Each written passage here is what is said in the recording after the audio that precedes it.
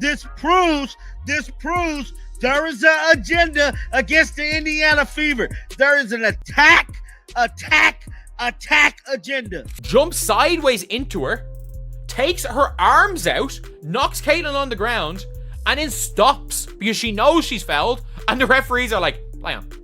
This wasn't defense. This was assault. Caitlin Clark didn't just get fouled. She got grabbed, yanked, held, and hacked in plain sight with the entire basketball world watching. And the referees, they didn't even blink. New footage just hit the internet, and it's spreading faster than one of Clark's logo threes. It shows Atlanta Dream guard Tahina Pao Pao wrapping up Caitlyn like it was wrestling, not WNBA. 2 hands on the jersey, full-on hip grab, body check. Tahina Pao Pao, she hacked Caitlyn Clark. Her arm is like being grabbed by Tahina Pao Pao, and she does take it off. And what did the officials do? Nothing. Not a single whistle, not even a warning. But here's the part that'll make your blood boil. And then when the refs don't call the bear hug, one of the worst missed calls I think I've ever seen in basketball. This is another year and another case of WNBA referees not making the right calls when it comes to Caitlin Clark. Instead of outrage, the internet blamed Clark. They said she flopped. They said she pushed off. They called her soft after watching her get mugged on national TV. And this isn't the first time. This is becoming a pattern, a dangerous one. Because the more Clark rises, the more she gets targeted. On the court, in the media, in the stands. And instead of protecting the face of the league, the WNBA is turning a blind eye. But what if I told you this isn't just about one missed call? This is about a culture that's punishing its biggest star for shining too bright. The WNBA has a refereeing problem, and we can be very honest when talking about that. Let's break it all down. The dirty play, the double standards, and why Caitlin Clark is being targeted like no other player in the game right now. And what happens next might determine the future of the entire WNBA. As you can see, she dribbles over to the wing, pushes off a little bit, and hits that 3. Now, if you slow things down and if you actually go frame by frame, you can see that Pao Pao had 2 hands on Caitlin. It wasn't just a one-hand hand check. It started like any other possession. Caitlin Clark dribbled up the wing, scanning the floor, reading the defense like she always does. But then it happened. 2 hands. Tahina Pao Pao. Both fists locked onto Clark's jersey like she was trying to rip it off. One on the hip, one on the side. Clark tried to explode past her. Pao Pao didn't budge. She didn't move her feet, didn't slide her body, didn't even attempt to play legal defense. She just grabbed. Pao Pao is on her. Pao Pao grabs her hip. You see here, so Caitlyn's trying to blow by Tahina Pao Pao. Like, Tahina Pao Pao is not a good enough defender to play flat like this. 2 hands on Caitlin Clark's jersey, then she goes around the hip. Caitlyn shoots from so far back. Oh my god. It looked more like a takedown attempt than a defensive stance. But Clark, being Clark, fought through it, planted her foot, stepped back, and nailed a deep 3, all while being wrapped up like a Christmas gift. And somehow, the refs swallowed their whistles. Not one whistle, not one foul, not even a warning, just silence. This is some of the worst refereeing I've ever seen to not call a defensive foul here. Like, this is not just a hand check. This is a double jersey grab.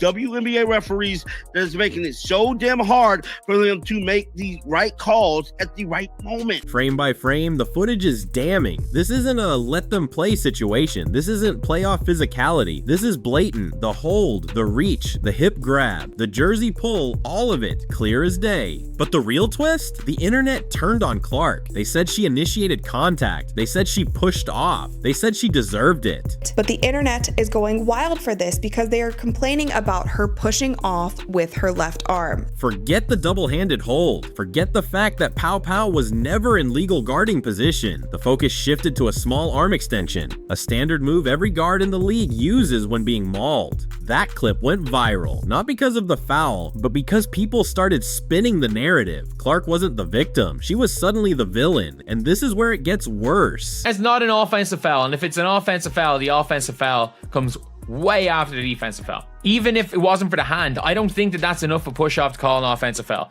especially when the defensive player is off balance. One play, that could be a fluke, but this wasn't just one play. Caitlin Clark has been targeted all preseason long, from Kennedy Carter's infamous cheap shot to Alyssa Thomas's armbar to the uncalled body checks under the rim. It's been open season on the WNBA's biggest star. This happens a lot. There's a lot of times that guards are working the defenders off of them, especially if a defender has a hand hand on their side, on their jersey, on their arm, anything, you are allowed to kind of swipe and get the defenders off of you. Let's talk numbers. Clark, one of the most aggressive and heavily guarded rookies in league history, didn't attempt a single free throw in 2 preseason games. 0, not one trip to the line, not even after getting leveled on drives, to the basket, smacked on jump shots, and pulled down in transition. 29 points with 0 free throw attempts.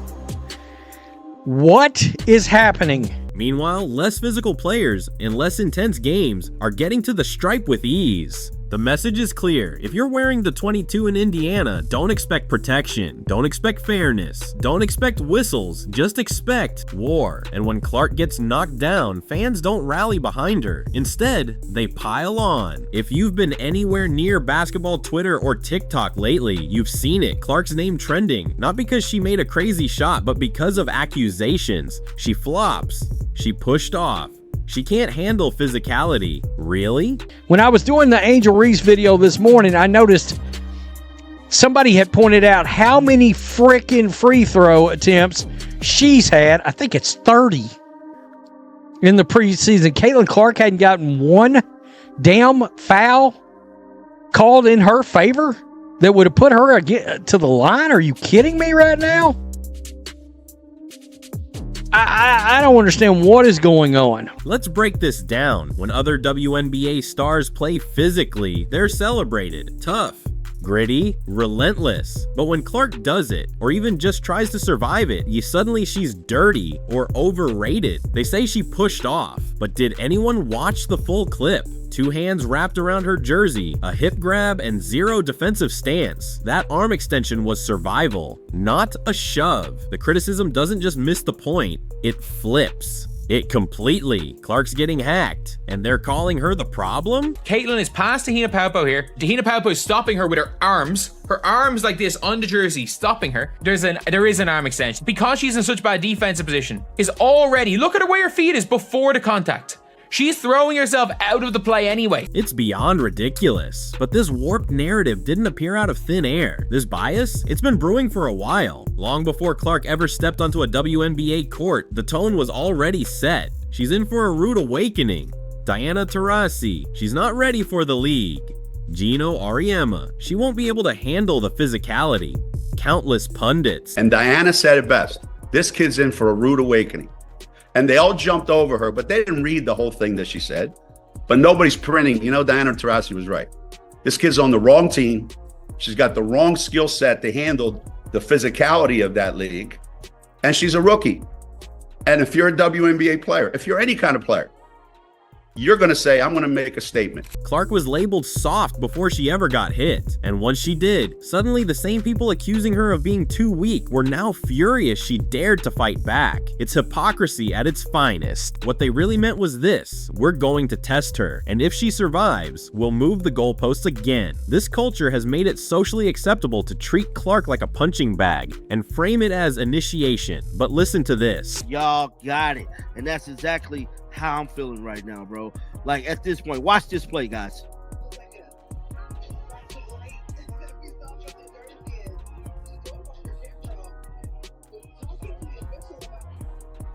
No call whatsoever. No call whatsoever. But they will call Caitlin Clark getting a technical. They will call Caitlin Clark getting a technical foul. Let's talk about Sabrina Ionescu or Kelsey Plum or any veteran guard. If they got grabbed like this, social media would melt down. Sports shows would dissect the footage. Pundits would scream about flagrant fouls and player safety. But with Clark, it's silence, or worse, blame. We're not just seeing inconsistency, we're seeing a double standard in plain sight. And it's not just unfair, it's dangerous. Because while the league claims it wants to grow the game and reach new audiences, it's letting this happen to the one player who's doing exactly that. But that's not even the worst part. Caitlin Clark, her arm is like being grabbed by Tahina Pao Pao, and she does take it off. She's trying to gain separation to shoot a 3. But I've never, this is some of the worst refereeing I've ever seen to not call a defensive foul here. This is a vet move by Pao Pao. I have to say, this is a vet move by Pao Pao. By letting defenders hack, grab, and body Clark with no consequences, the officials are sending a very clear signal to the rest of the league. Go ahead, take your shot. She's not getting the whistle. That kind of message travels fast. So many clips. Like, there's no point showing individual clips. Like, even in the playoffs last year, do we not remember when Caitlin Clark is shooting a layup and she's in the air and Marina Mabrey commits a block, a hit on the arm, a blocking foul, like a whatever hit on the arm foul, everything. She just comes late and is like, Caitlin's not getting a layup. Jumps sideways into her, takes her arms out, knocks Caitlin on the ground, and then stops because she knows she's fouled, and the referees are like, play on, play on.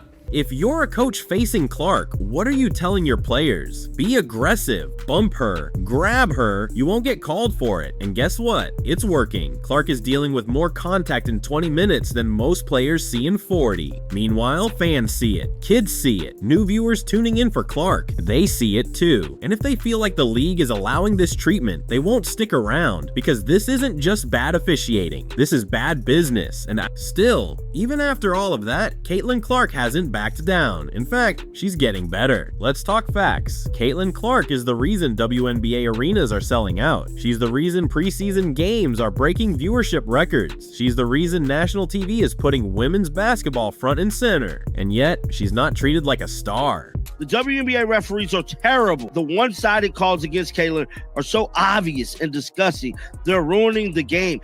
If the referees do not get this whole situation together with this Caitlin Clark thing, fans is finna stop watching this sport. In the NBA, players like Steph Curry and LeBron James are protected. If they take a hard hit, refs blow the whistle. But in the WNBA, Clark gets grabbed with two hands, finishes through contact, and gets nothing. She's averaging 14.5 points, 6 rebounds, and 6 assists on 50% shooting from the field and from 3 while being mauled. That's not just impressive, that's insane. And she's doing it with no favoritism, no special treatment, no superstar whistles. But the bigger question is, how long can she keep it up? So in 2024, she averaged 16.5 points per game, 4 assists, 5.5 rebounds. She shot 37% from the field and 31.8% from 3.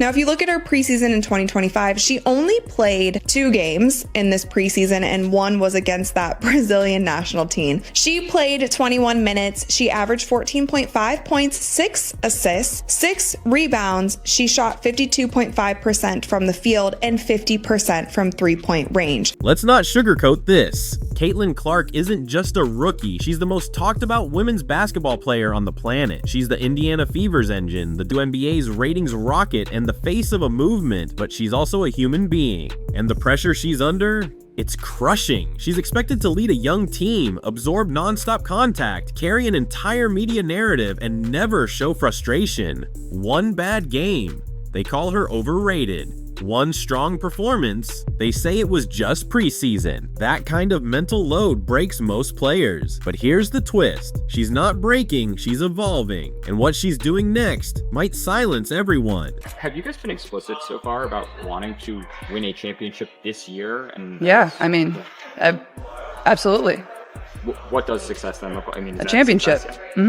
Through all the hits, all the headlines, and all the hate, Clark is still out there draining logo threes and dropping dimes like nothing happened. Her game is leveling up. She's stronger, smarter, sharper, and while defenders are busy trying to rough her up, Clark is mastering the art of staying cool under chaos. Her preseason shooting splits, 52% from the field, 50% from 3, in just 23 minutes a night. Those are MVP level numbers, and she hasn't even hit her stride yet. This isn't about revenge, it's about evolution, and Caitlin Clark is proving that you don't have to play dirty to dominate. She's rewriting what toughness looks like, and doing it with a smile. But if the league doesn't step in soon, they might ruin the very thing they're trying to build. The WNBA says it wants growth. It says it wants fans, exposure, legacy. But what does it say when its biggest star is treated like a threat, not an asset? This isn't about giving Caitlin Clark special treatment. It's about giving her fair treatment. Every foul ignored, every whistle swallowed, every hit she takes with no consequence. It sends a message, not just to her, but to the fans, the future, the entire sport. You can't build a league on a star. bar and then watch silently as she gets picked apart. Caitlin Clark doesn't need protection from competition. She needs protection from bias. So to the WNBA, to the refs, to the league office, the time to act is now, because if you keep ignoring it,